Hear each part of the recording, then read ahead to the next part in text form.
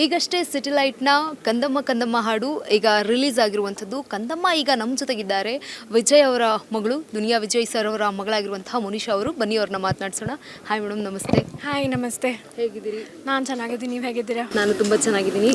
ಕಂದಮ್ಮ ಕಂದಮ್ಮ song release ಆಗಿದೆ, ತುಂಬ ಖುಷಿ ಆಗ್ತಾ ಇರುವಂಥ ವಿಚಾರ. ಅಪ್ಪ ಕೂಡ ನಿಮ್ಮ ಬಗ್ಗೆ ಹೇಳಿದ್ರು, ನನ್ನ ಮಗಳು ತುಂಬ ಚೆನ್ನಾಗಿದ್ಲು ಹುಟ್ಟಿದಾಗ, ಅದಕ್ಕೋಸ್ಕರ ನಾನು ಆ ರೀತಿಯ ಕಂದಮ್ಮ ಅಂತೀನಿ ಅಂತ. ಏನು ಹೇಳ್ತೀರಾ ತಂದೆ ಬಗ್ಗೆ?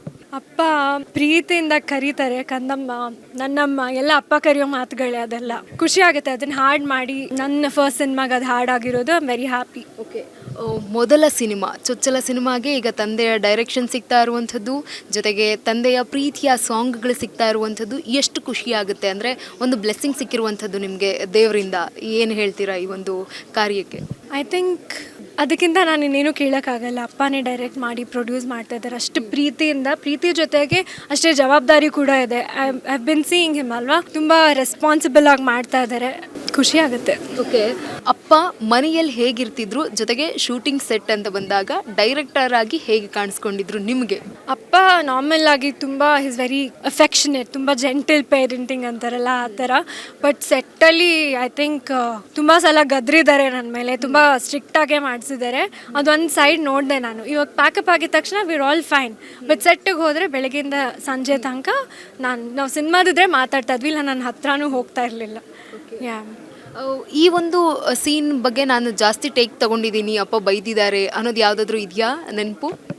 ಅಪ್ಪ ಯೂಶಲಿ ಬೈದ್ಬಿಟ್ಟು ಕೆಲಸ ಮಾಡಿಸಲ್ಲ ಯಾವ ಆರ್ಟಿಸ್ಟ್ಗೂ, ತುಂಬ ಮುದ್ದಾಗಿ ಹೇಳ್ಬಿಟ್ಟು ಮಾಡಿಸ್ತಾರೆ. ಬಟ್ ಕೆಲವೊಂದು ಕಡೆ ಮೇಜರ್ ಸೀನ್ಸ್ ಇರುತ್ತಲ್ಲ, ಅಲ್ಲೆಲ್ಲ ನೀನು ಕರೆಕ್ಟಾಗಿ ಮಾಡಲೇಬೇಕು ಅಂತ ನನಗೆ ಹೇಳಿ ಕಳಿಸಿದ್ದಾರೆ.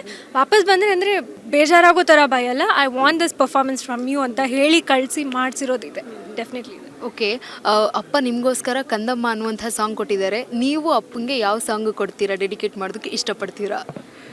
ಅಪ್ಪನ್ಗ ನೀವು ಸಡನ್ನಾಗಿ ಕೇಳಿದ್ರೆ ನಂಗೆ ಯಾವುದೋ ತಲೆಗೆ ಬರ್ತಾ ಇಲ್ಲ, ನೆನೆಸ್ಕೊಂಡು ಹೇಳ್ತೀನಿ. ಎಸ್, ಈ ಒಂದು ಸಿಟಿ ಲೈಟ್ನಲ್ಲಿ ಒಂದು ಮೇಜರ್ ರೋಲ್ ಆಗಿ ನಟಿಯಾಗಿ ಕಾಣಿಸ್ಕೊಂಡಿರುವಂಥದ್ದು. ಎಲ್ಲೋ ಒಂದು ಕಡೆಗೆ ಈ ಒಂದು ಪಾತ್ರ ನಿಭಾಯಿಸುವಾಗ ಅಪ್ಪ ಏನು ಇಷ್ಟೊಂದು ದೊಡ್ಡ ಜವಾಬ್ದಾರಿ ಕೊಟ್ಟಿದ್ದಾರೆ ಅನ್ನುವಂಥದ್ದು ಒಂದು ಕಡೆ ಇರುತ್ತೆ. ಮತ್ತೊಂದು ಕಡೆಗೆ ಹುಡುಗಿಯಾಗಿ ಅಂದರೆ ಲವರ್ ಆಗಿ ಕಾಣಿಸ್ಕೊಂಡಿದ್ದೀರಾ. ಎಷ್ಟು ಇದಿರುತ್ತೆ ಅಂದರೆ ಒಂದು ಗರ್ಲ್ ಫ್ರೆಂಡ್ ಆಗಿ, ಜೊತೆಗೆ ಒಂದಷ್ಟು ತರಲೆಗಳೆಲ್ಲ ಇದ್ದೇ ಇರುತ್ತಲ್ವಾ.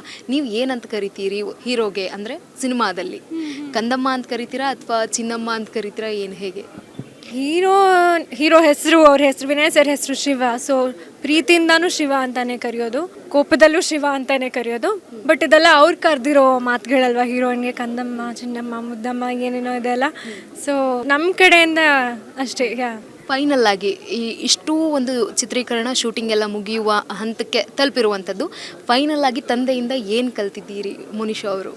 ಐ ಥಿಂಕ್ ಒಂದು ಆರ್ಟಿಸ್ಟ್ಗೆ ನಟನೆ ಎಷ್ಟು ಮುಖ್ಯನೋ, ಕನ್ಸಿಸ್ಟೆಂಟಾಗಿ ಅದ್ರ ಕಡೆಗೆ ವರ್ಕ್ ಮಾಡೋದು ಅಷ್ಟೇ ಇಂಪಾರ್ಟೆಂಟ್. ನಮ್ಮಪ್ಪ ನೋಡಿದ್ರೆ ನನಗೆ ಈಸ್ ಎಕ್ಸ್ಟ್ರೀಮ್ಲಿ ಡಿಸಿಪ್ಲಿನ್ಡ್ ಎಲ್ಲ ವಿಷಯದಲ್ಲೂ. ಎಸ್ಪೆಷಲಿ ಅವ್ರು ಯಾವತ್ತೂ ಫಿಟ್ನೆಸ್ ಇಲ್ಲದೆ ಇರೋ ದಿವಸನೇ ಇಲ್ಲ. His made it his life style. ಅವೆಲ್ಲ ನೋಡಿದ್ರೆ ಐ ಥಿಂಕ್ ಅವ್ರು ಅಷ್ಟು ಹಾರ್ಡ್ ವರ್ಕ್ ಮಾಡಿರೋದಕ್ಕೆ ಇವತ್ತು ಅವ್ರು ಆ ಸ್ಥಾನದಲ್ಲಿದ್ದಾರೆ. ಸೊ ಐ ಥಿಂಕ್ ನಾವು ಮಾಡಿದರೆ maybe we will get there some day ಅಂತ ನಂಗೆ ತುಂಬ ಇನ್ಸ್ಪೈರ್ ಮಾಡುತ್ತೆ ಆ ವಿಷಯ ಅವರಲ್ಲಿ.